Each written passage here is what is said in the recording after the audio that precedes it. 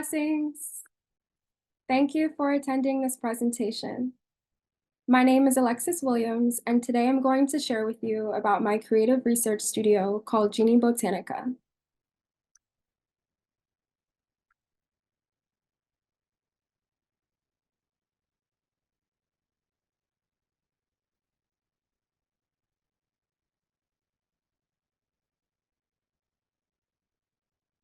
Genie Botanica is a creative research studio preserving ancestral art and plant medicine in the African diaspora. Our mission is to encourage holistic connection with the natural world through collaborative projects and environmental education rooted in ancient knowledge systems.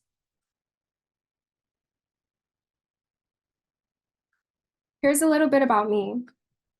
I'm a Pan-African artist, researcher, writer, and herbalist born into a lineage of farmers in the rural South.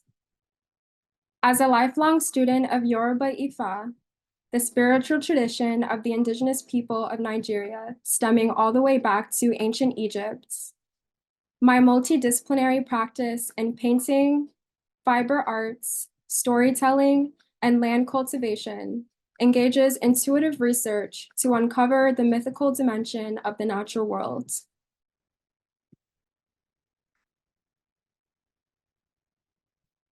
Through ethical craft and food justice activism, I strive to reclaim the holistic medicine of my Caribbean and West African ancestors. I previously studied fine art at Parsons School of Design, painting at Maryland Institute College of Art, and folk herbalism at Indigigolden Herbal Academy. My artwork, spanning collage and painting, have been exhibited in Florida, New York, Los Angeles, Philadelphia, Toronto, and London. In 2021, I became a member of Tehuti Ma'at, a grassroots cooperative organization that fosters political, social, and economic empowerment to people of African descent. In 2022, I was an inaugural artist and writer in residence at Fernland Studios, and I also joined the leadership team of the Amos Wilson Collective. In addition to my role as the founder of Genie Botanica, I also serve as the creative director for Promised Land Urban Farm.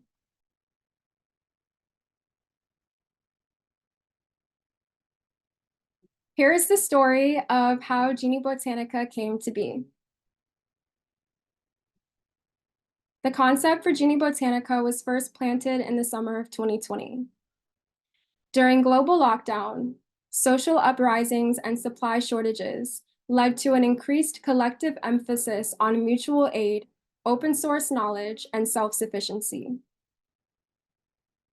Moved by a calling to deepen my connection to nature, I began volunteering with Blue Light Junction at Hidden Harvest Farm and completed a plant medicine course with Urban Cura. These experiences introduced me to indigenous cosmology. I learned for the first time about the worldview and traditions of the indigenous people of the Andes Mountains, and this provided an opportunity for me to integrate my artistic discipline into the foundation of ethno-ecological knowledge. So what is ethnoecology? Ethnoecology is a branch of science that studies how different cultures relate to their surrounding environment. It's based in lived experience and direct observation of the natural world, how indigenous communities relate to and engage with their surrounding ecosystem through various facets of their society, including architecture, music, visual arts, mathematics, government, politics, economics, and many other disciplines. Through these relationships that indigenous people form with the ecosystem, they're able to create structures and systems in order to govern their civilization. As an artist working with galleries, I wondered why holistic health and environmental education are treated as separate from the realm of contemporary art despite their historical interdependence. The desire to demonstrate these fundamental similarities from interdisciplinary practice resulted in the conception of Genie Botanica, where art and medicine return to their origin as natural technologies.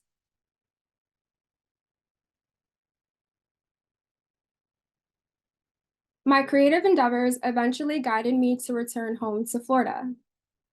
I began learning more about my ancestral roots and land cultivation as a descendant of Black Southern farmers, which allowed me to further merge my passion for agriculture and the arts. Genie Botanica is composed of 4 primary spheres. As a creative research studio, the studio is the core of the organization, around which all of the other facets revolve, including the journal, the farm, and the archive. The studio is a collaborative creation space for art workshops and cultural research projects focused on ecological knowledge and holistic health. Drawing from ancestral artistic traditions, studio work is designed to strengthen intuitive capacity for visual language with the use of natural materials. In the studio, we craft artwork with a sustainable color palette, and we also research the traditional usage of natural pigments such as red ochre, charcoal, kaolin clay, and other pigments that are derived from botanical sources. So the studio is really a space to bridge the worlds of art and ecology. And when I first began this research, I came across a quote that I think is a really good representation of the reason why we do this work as people of African descent. And the quote goes, "Where we obtain a material is just as important as the material. The material is more important than what we do with it, and what we do with it pays respect to where it's from." So on the right side of the screen, you'll see an image of hibiscus, commonly known as roselle or sorrel in the Caribbean, especially in Jamaica. And this plant has been used as a powerful blood cleanser. It also works on the reproductive system, and it helps to improve cardiovascular health. It's been cultivated throughout West Africa and the Caribbean. And this past autumn season, I had the pleasure of facilitating a hibiscus paint and tea party at Tallahassee, Africa, which is a local Afrofusion cafe and boutique here in Tallahassee, Florida. And in this event, we met every Sunday afternoon and we painted with handmade hibiscus ink while talking about our connection to plants and our ancestors. We learned about how hibiscus has been used in multifaceted ways for both herbal medicine, holistic health, and also art making, painting, and natural crafts. In the studio, we're currently focusing on 2 main projects. The first is called African Color Science. And this is a creative research project exploring the holistic use of natural color from ancient Egypt all the way to the Caribbean. So we study certain plants, such as hibiscus, and we also explore the ways that these plants and minerals can improve our health, how they have been used by Indigenous African communities and throughout the Diaspora in order to improve the health of our families and our loved ones, and also as a form of cultural preservation. The second project is Khnum's Hand, And this is a paint ecology project and visual essay that explores the historical usage of certain minerals such as limestone and kaolin clay, while also mirroring the use of these minerals to the existence of Black communities in the United States, particularly the ways that the Black population here has been oppressed in urban environments through various modes such as urban development and construction with these same minerals, one of the main ones being limestone, which is manufactured into concrete. And here are some examples of previous projects that I've done. The first image on the left is a natural dye experiment with indigo and marigold flowers on cotton fabric. And the second image is a collaborative project that was done on wool. And it was crocheted into a tapestry to reveal a rainbow-like color spectrum.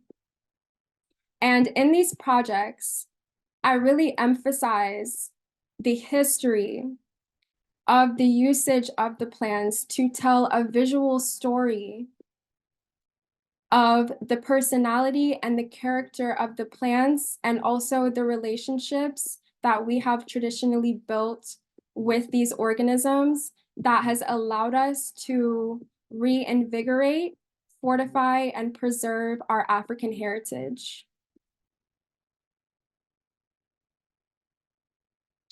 The second sphere of Genie Botanica is the journal. The journal is a publication project that produces print matter in the form of zines and catalogs.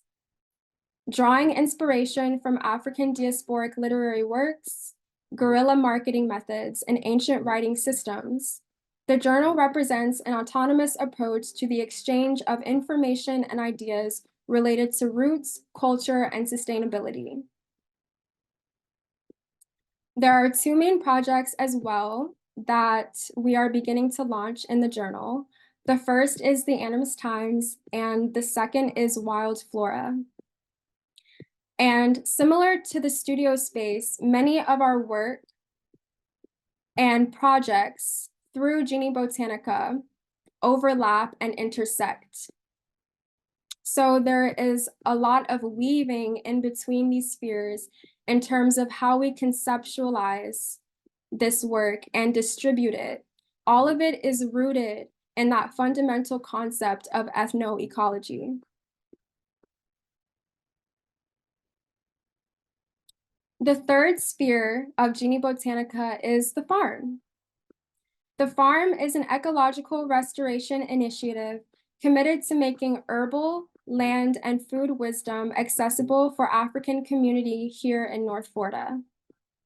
We grow and preserve ancestral crops for holistic and creative applications. We also partner with local green spaces to host medicine gatherings, knowledge shares, and plant walks.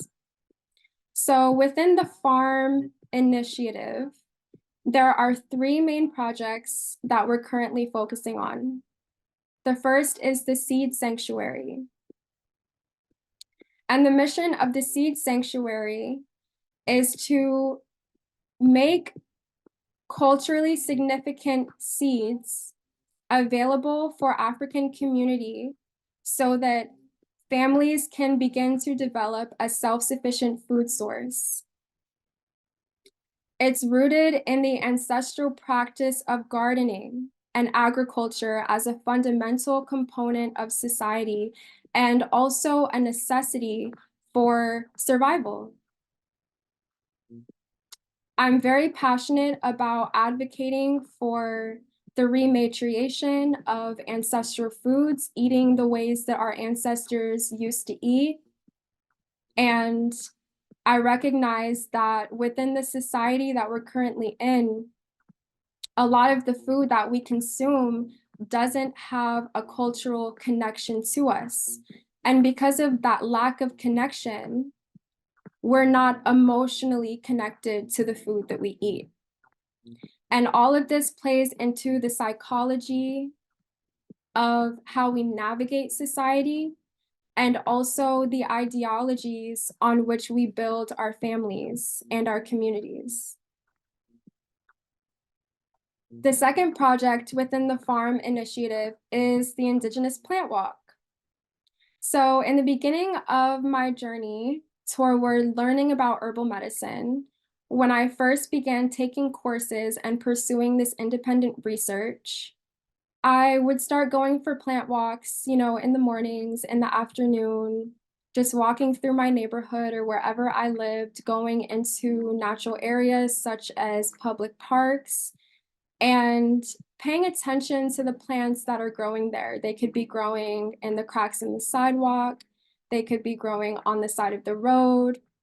Many of these plants we typically don't pay much attention to. We walk right past them and we consider them as just weeds. Well, the more I started doing this research, the more I learned that plants grow in specific areas for a reason. They have an intention. Plants are highly intelligent beings, and they intentionally choose the places where they grow in order to fulfill their needs. And they also help us to fulfill our own needs because many of the plants that we consider to be weeds have medicinal properties that can help treat certain health conditions. A common weed is called stinging nettle, and nettle grows across North America. You can find it in your yard, in urban farm spaces, and urban spaces in general. And stinging nettle is a very powerful medicine that can be taken as a nutritional supplement every single day. And the third project in the farm initiative is called devotional ecology mapping. Now, devotional ecology mapping is a tool that I developed this year from my previous education in herbal medicine and ecological knowledge. And this is basically a creative tool that helps us to forge deeper connections with our surrounding ecosystem.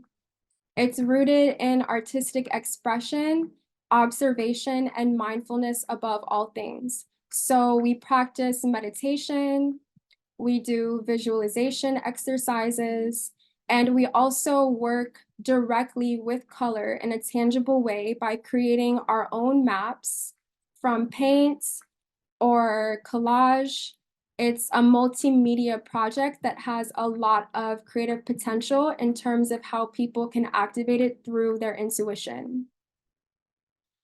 And when you create your devotional ecology map, you can use it as a guide for a farm plan, a crop plan, if there is a piece of land that you're planning to develop and to grow food on, or even do basic gardening. This is a really good practice to increase your awareness of what is happening in the ecology of that localized region.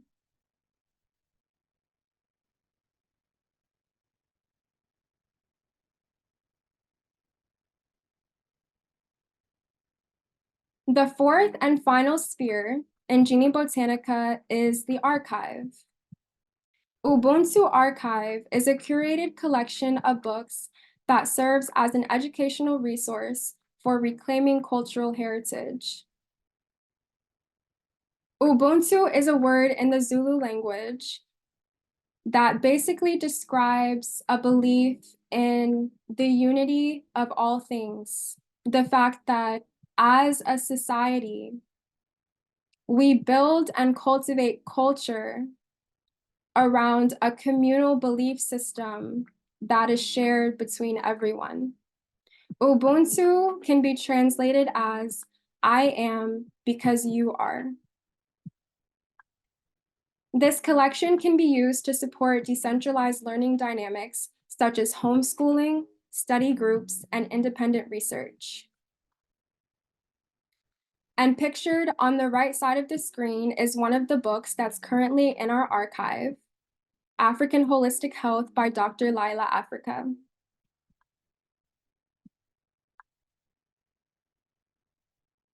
So why do we need a holistic approach to art education rooted in ecological knowledge?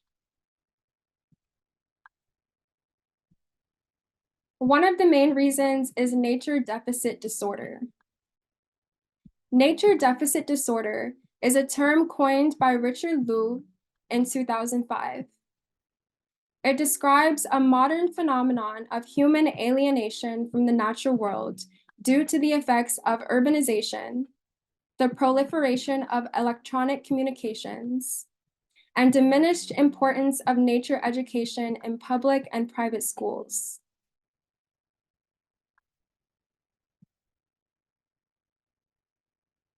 And here is a quote from an article that reads, "This expanding body of scientific evidence suggests that nature deficit disorder contributes to a diminished use of the senses, attention difficulties, higher rates of emotional and physical illnesses. Research also suggests that the nature deficit weakens ecological literacy and stewardship of the natural world. These problems are linked more broadly to what healthcare experts call the epidemic of inactivity."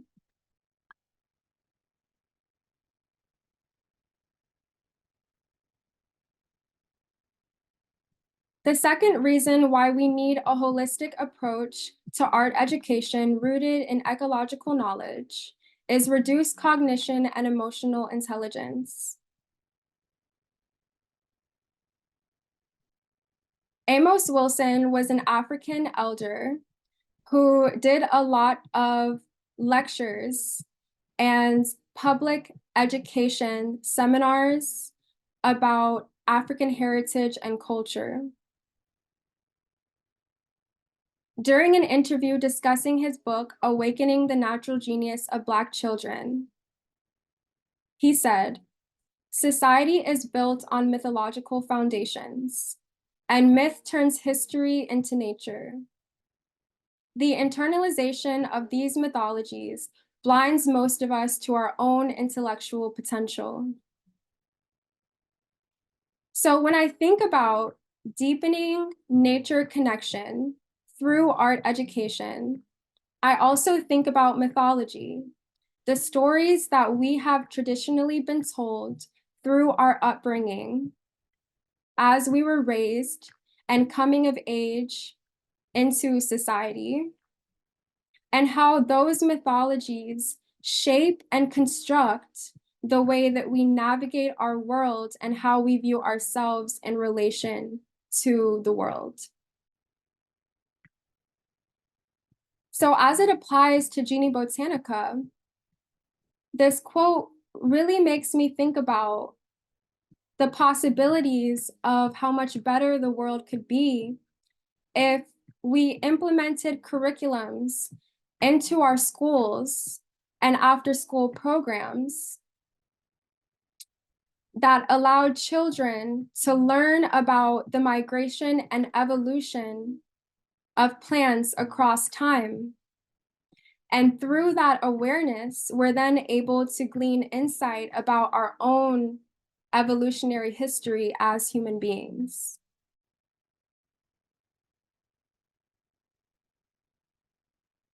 Another main reason why we need a holistic approach to art education rooted in ecological knowledge is Black land loss in the United States.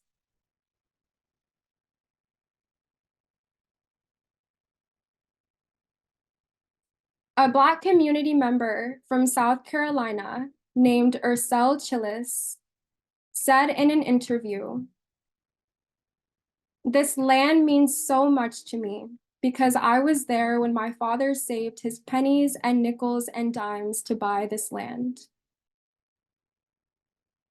Black farmers in the United States lost roughly $326 billion in present-day value of acreage during the 20th century.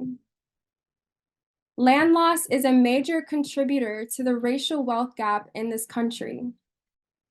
Many African Americans have been denied the opportunity to grow wealth for their families from land access. And I say land access instead of land ownership for a reason.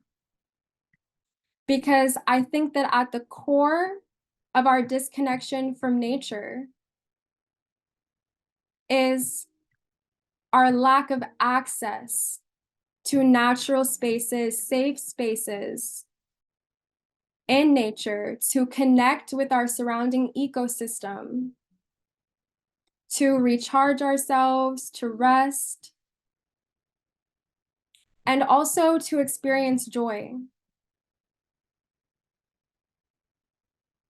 Many of us as African Americans in this country own land, but at the same time, many of us have lost our access to land by losing our ownership of land. And by losing our ownership to land, it has created a psychological barrier to simply spending time in nature and prioritizing self-sufficiency and sovereignty in practices such as gardening and farming.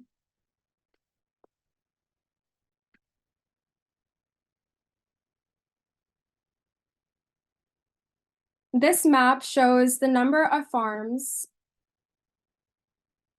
that were operated by Black owners in 1910.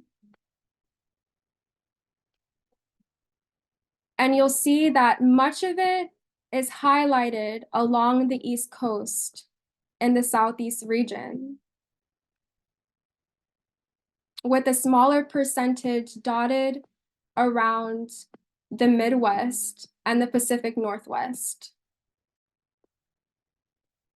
Now, if you compare this map to a map that shows the regions in the United States that are the most densely populated with urban cities, you'll notice that it highlights many of the same regions. What does that tell us? That shows us the extent to which Black farmers have had an influence over the economic development of this country, and therefore the development of communities, cities, and entire societies, including some of our main cities here in the States.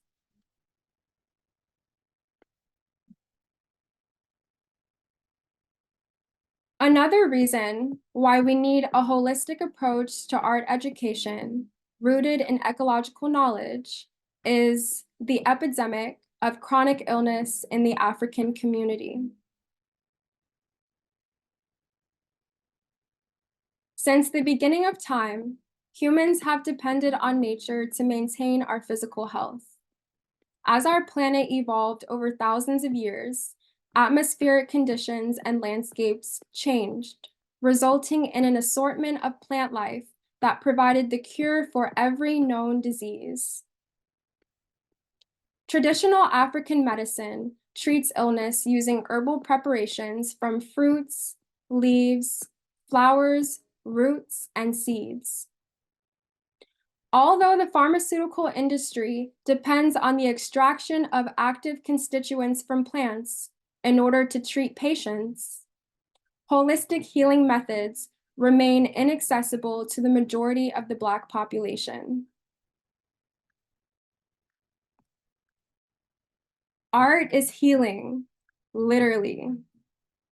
Making art from natural materials is a form of therapy that provides the opportunity to deepen our understanding of nature's healing potential and therefore improve our own health.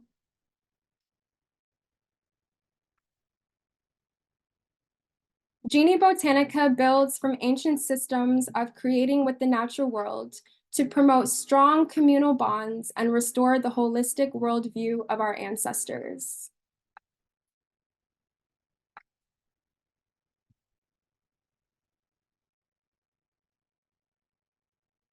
Here you'll see two images of traditional and historic depictions of how we have relied on our surrounding ecosystem in multifaceted ways in order to create art and beautify our communities.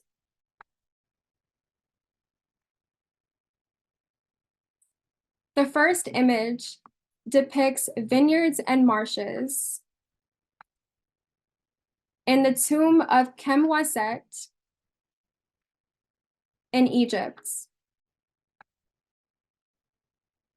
Our ancient African ancestors in Egypt, what we commonly know as Egypt, but what our ancestors referred to as Nubia or Kemet, the Black Land, utilize natural minerals such as red ochre, yellow ochre, malachite crystals, and charcoal in order to depict these very elaborate scenes from their daily lives. These images are of particular importance because they provide a very essential reference that we use in order to look back at history to understand how these indigenous communities lived, the systems that they created, and the structures that they formed in order to provide for themselves and preserve their culture. And we still reference many of these images today. They contain very sacred mythologies that continuously play out in much of the mainstream media that we consume, including movies and popular TV shows. The second image is of painted houses of the Kisina tribe in Burkina Faso. And this is another very similar example that is a bit more recent in history. Many indigenous communities in the motherland are still continuing these practices today of using natural materials from their environment in order to beautify their landscapes. And art has traditionally been considered an essential component of society. Whereas today in the Western world, we typically view art as something that is extra, something that is disposable. And you will see this in the way that there is a lack of prioritization of art in public and private schools.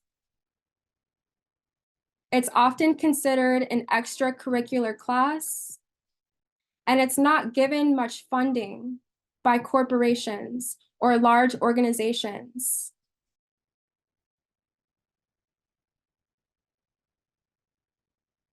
And here is another example of ephemeral art with natural earth, clay minerals. These practices in our spiritual traditions are very important and sacred. And as African Americans here in the States, we have lost much of this traditional knowledge and wisdom in order to forge that holistic connection between art and ecology. And that is why Genie Botanica exists.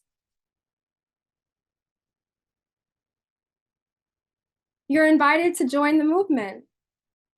We are looking for artists, farmers, writers, and sponsors to contribute to this regenerative project and this studio space.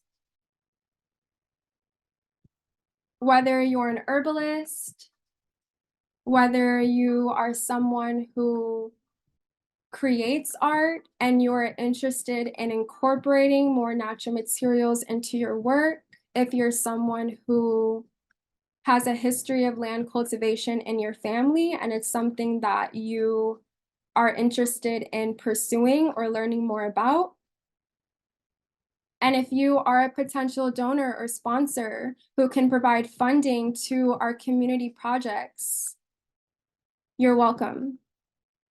And we invite you to this space, and we are excited to talk more about how you can contribute.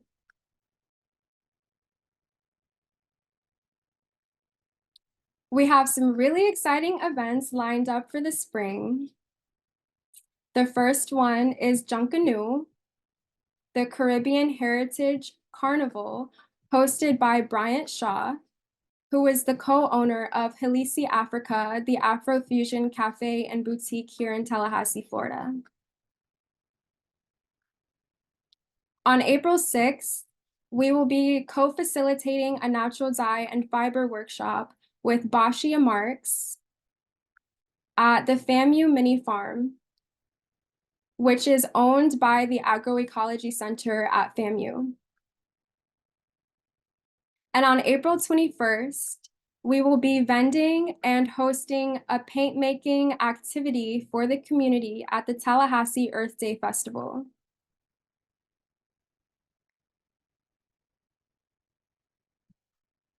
Thank you for your presence today.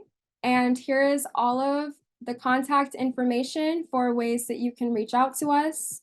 Our website is www.geniebotanica.com. And we are Genie Botanica on all socials, including Instagram. You can also reach out to us by email and subscribe to our newsletter to continue to receive updates about our community projects and our work in herbal medicine, our education, and holistic health. Thank you.